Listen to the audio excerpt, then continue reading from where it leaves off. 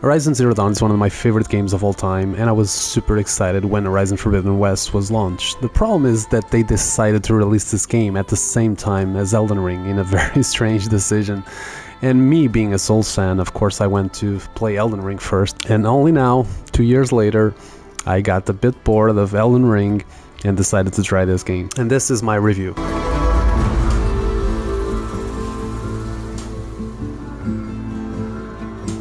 So let's start with the good things and let's leave the bad things for last. And I'm gonna start with, of course, the most unbelievable thing in this game, which are the graphics. I mean, Jesus Christ, I think this is probably the most beautiful game I've ever seen in my entire life. I mean, it has probably a little bit of competition with God of War Ragnarok, which is also absolutely incredible. And keep in mind that I am a PS5 player. I do not own like a gaming PC or anything, so I pretty much play all my games, 99.9% of my games on PlayStation 5, and like I said, this game is out of this world. Like there's no words to describe it. There were so many moments in this game where I just stopped and looked at the scenery in complete awe, and I didn't want to move. I just wanted to stay there and look around me because everything is just so incredibly beautiful in this game. And it's funny because I had no idea that this game was designed thinking about some of the cities in the United States, but the more I played it, you know, the more you start noticing that because they mention it, especially when you get to Las Vegas, which is one of the coolest moments in the game. But if I have to choose like the prettiest place I've been in this game, I think I would go with San Francisco. That place was just incredible. I did not want to leave that place because everything was just gorgeous, with the beach and the buildings and the sand and the machines. Like, I don't know, everything there, it was just incredible. And even though I wasn't a big fan of what we went to do there, the place itself was gorgeous, was incredibly beautiful. Next, we're going to talk about the story, which is also incredible. I mean, the first game I think has the best story in any video game ever, at least for me. That's what I thought. I'm normally not a person that cares much about story in video games, but when I was playing Horizon Zero Dawn, Jesus Christ, I want to listen to every audio file, read everything, talk with everyone. I was just so obsessed with the world of Horizon Zero Dawn. And with this game, I mean, I also felt that, but not as much. But I'm going to talk about that for later. But keep in mind, I still think the story in this game is incredible. And by the end of the game, they pretty much tell you there will be another game coming. But yeah, incredible story as well, amazing, and I cannot wait to see what is going to happen on the next game. When it comes to the soundtrack, this game is also really, really good. I mean, the first game was already incredible with one of the most beautiful musics I've ever listened to any video game ever. Like the main theme for Horizon Zero Dawn is a masterpiece, and this game has some really, really good music. There is one in particular that I really love, this boss fight that you're seeing in the video right now. I just love the music in this boss fight. It was such a cool experience, such a great soundtrack, like awesome. And the thing that is the most important to me in any game ever, the gameplay, it's also really good. I mean, it's like the first game, but improved. You know, there's more weapons, more machines, more stuff to do. Like you can jump now from you know, any place you want, and you have like this thing that looks like a parachute, and it's super cool.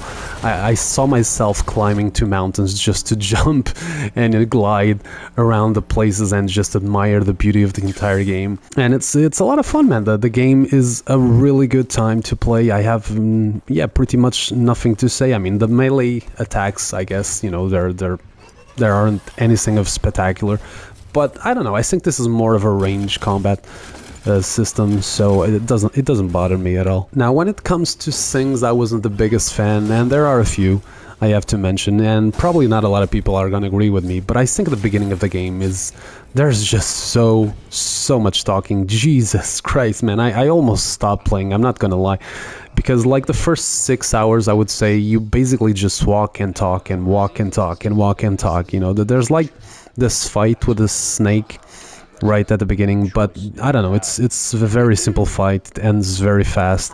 It's cool, like visually it's incredible, but you know, it's not like nothing memorable, especially because you fight another one later and it's a much cooler fight. So I don't know, I think the beginning of the game really There's just so many NPCs, so many people to talk about, and the dialogue sometimes will last for 5, 10, 15, 20 minutes.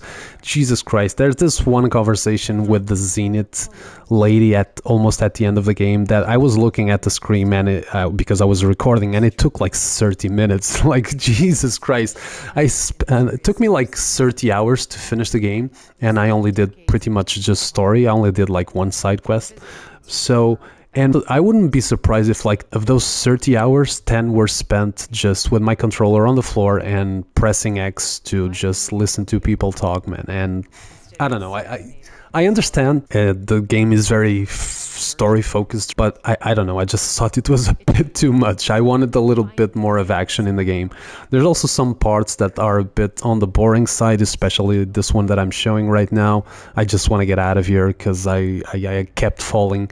And I don't know, it was just kind of a boring puzzle, this part. I didn't care much. When it comes to boss fights, I also have to mention this one, because Jesus Christ, this boss had the potential to be something extraordinary. Something that I would probably put in one of my favorite bosses of all time. Like, the build-up for this boss, the way they tell us that they're making this big ass machine that is super strong and stuff like that, and then you see it and it looks so cool, and the music, like I said, is the best in the game, and his attacks are so unbelievably spectacular visually, but it's the easiest boss in the game by 10 kilometers, man. It is so unbelievably easy. Like, his AI for some reason sometimes just, it's like he's lost or something in the arena, and he just keeps looking from one side to the other and nothing happens, and you're just there spamming arrows at him and he does nothing. And then he does a charge, and even when he does the charge, it almost feels like it's not coming your direction, he's just going somewhere else.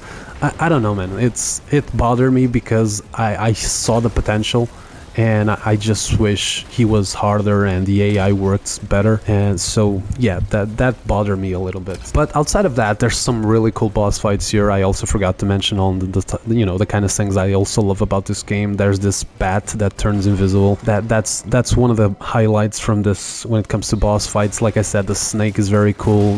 There's another one on the beach that I think that machine already existed on the first game, but it's also very, very cool. Another thing that I forgot to mention that is also really cool, it's flying on one of the machines. That's so incredible, because the scenery of this game is so unbelievable, and the fact that you can actually just go on top of a machine and just fly through everything and see the entire game is just such an amazing experience. Like, I got myself to the point of just flying and just looking around, doing nothing, because I just want to see the map, because it's glorious. It is absolutely glorious. Another thing I wasn't the biggest fan is, like, I don't know, the villains didn't, I don't know, there's just not that much interest on Regala or the Zeniths. They're not bad or anything, they're alright, and the fights against them, they're pretty cool. Like, the final boss is really nice, and the fight against Regala, it's also cool. But I don't know, I just didn't feel that much connection with with their story. But it's okay. It's not bad or anything. It just didn't blow me away. And since I'm talking about final fights, I mean, if you compare the final fight from the first game to this one, I mean, Jesus Christ. I mean, I think the first one did it so much better. You start by fighting this dude when everything is exploding around you, and then you go down there and you grab this gigantic weapon, and you see an army of machines coming at you, and you're there just blowing them up, all of them, and it's so cool. And then you have the final fight, which, even though it's a machine that we fought before, it's such an spectacular fight with an absolutely incredible soundtrack. And this game, I don't know, like I said, it's alright. I liked it, especially like the arena. The Zenith base is visually out of this world, but the fights itself, they're just okay. They're nothing special. They're nowhere near as memorable as the first game. There's also like this escape scene on the first game where you have to leave a certain area really fast, and this one also kind of tries to do that, but I think in the first game was so much more intense, because if I remember correctly, it was Silence talking to us, and he was like, go, do not fight anyone, go as fast as you can, leave, and it was so exciting. In this game, they're running away from that place that is everything is falling. I didn't felt any need to, you know, run. I just took it slow. I killed enemies, all of them one by one. I don't know, the excitement wasn't there. But yeah, like I'm kind of almost nitpicking because all of these things that I'm giving them like a negative thing, they're not really negative. I'm just kind of in a way comparing to the first game, and I think the first game did it better. If you see this in an objective way, I guess that Horizon Forbidden West kind of improved most of the things that in the first game. You know, like the graphics are better, there's more weapons, there are more machines, the story is more, you know, you have much more NPCs to talk about to explain you everything. But I really feel like the first game is the better game. Even though I really love this game, I don't see myself playing it again. I don't know, there's just way too much talking.